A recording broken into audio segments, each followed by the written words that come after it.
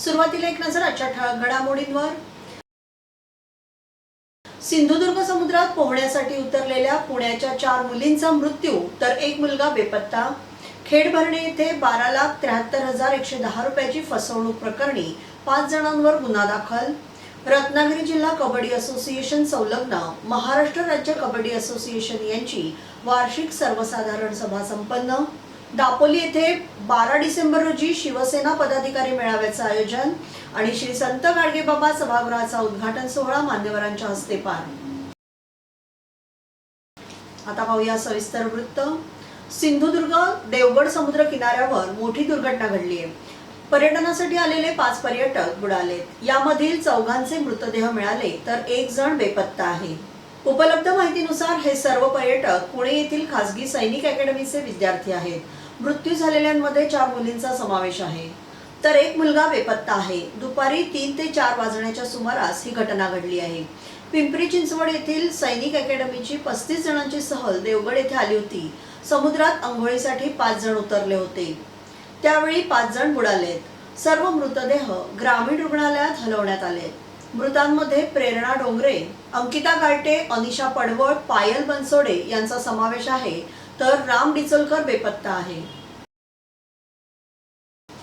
मुंबई गोवा राष्ट्रीय महामार्गावरील भरणानाका येथील काळकाई मंदिराच्या समोरील जमीन मिळकतीत 868 चौरस फूट सदनिकेची सरफेसी ऍक्ट अंतर्गत ई लिलावाद्वारे विक्री केल्याचं भासवून सदनिकेच्या विक्रीचे खोटे दस्तऐवज तयार करून सदनिकेचा ताबा नसतानाही असल्याचं भासवून एकमेकांच्या संगनमतानं फिर्यादीची 12,73,110 रुपयांची फसवणूक करण्यात आली आहे। या प्रकरणी येथील पोलीस ठाण्यात 5 जणांवर गुन्हा दाखल करण्यात आलाय।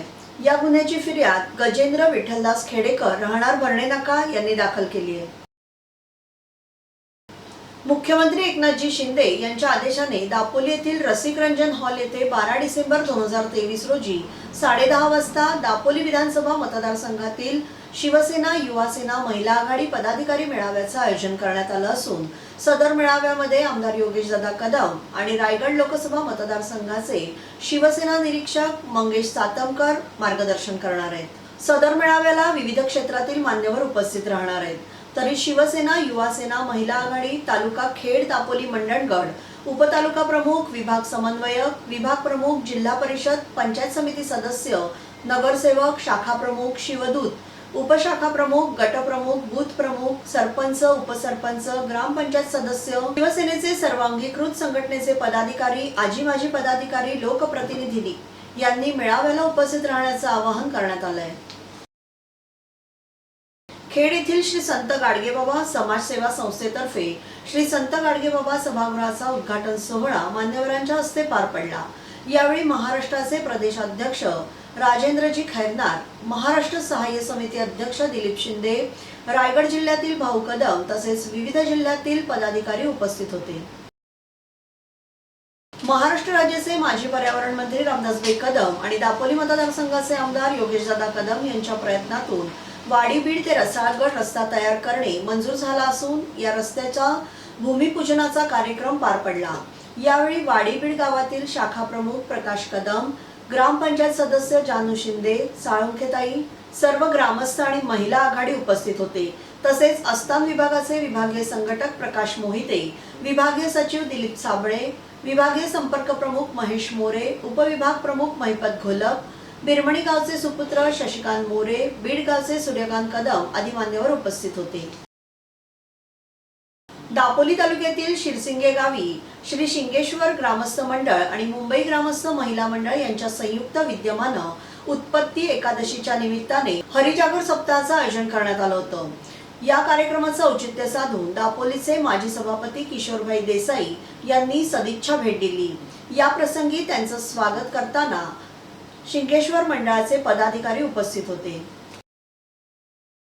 सावर्डे येथील वालावलकर रुग्णालयात 15 डिसेंबर रोजी रेटिना स्पेशालिस्ट नेत्ररोग तज्ञ डॉक्टर अनंत भोसले उपस्थित राहून तपासणी करणार आहेत।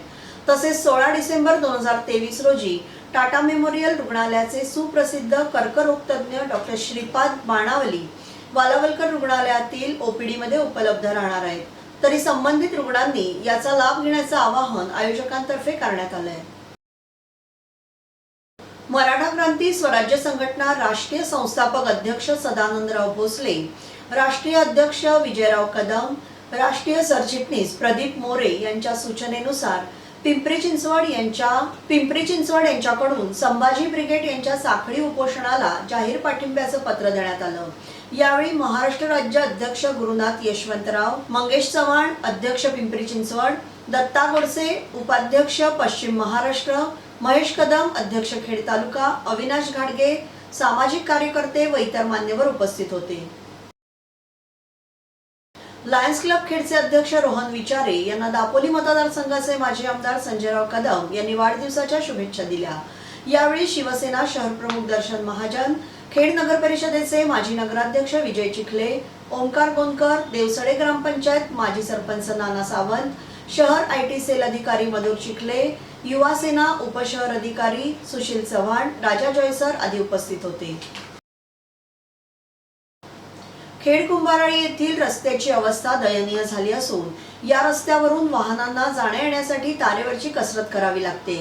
आज एक ट्रक या रस्त्याच्या खाचेत अडकल्याने येथील वाहतूक विस्कळीत झाली होती, त्यामुळे पादचाऱ्यांनाही त्रास सहन करावा लागलाय।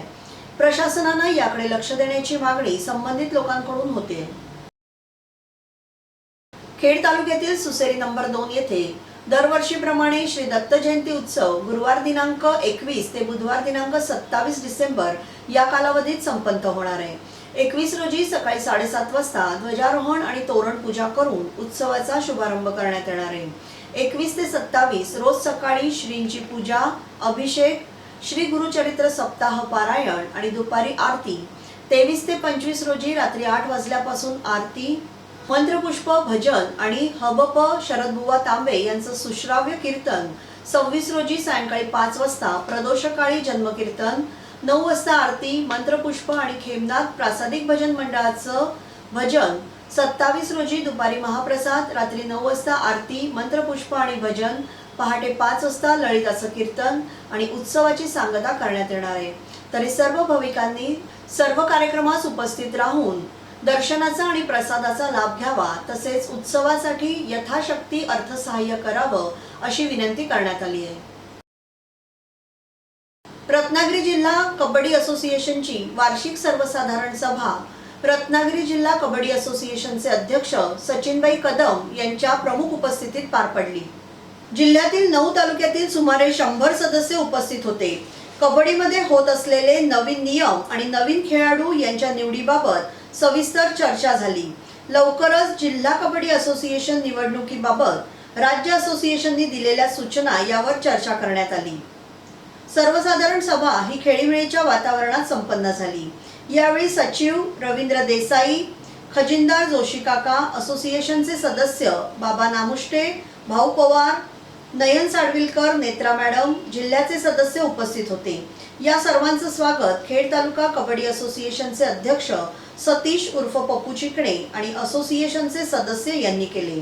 श्री राजगुरू सर, रवी बैकर, शरद भोसले, स्वप्नील सैतवडेकर, दिलीप कारेकर, तुषार सापटे, दीपक यादव, संतोष शिर्के, संमत बुरुडकर यांनी या सर्वांचं स्वागत केलं। याबरोबरच वेळ झाली इथेच थांबण्याची। आपण कुठेही जाऊ नका, पाहत राहा आपली लाडकी वाहिनी दीप वाहिनी।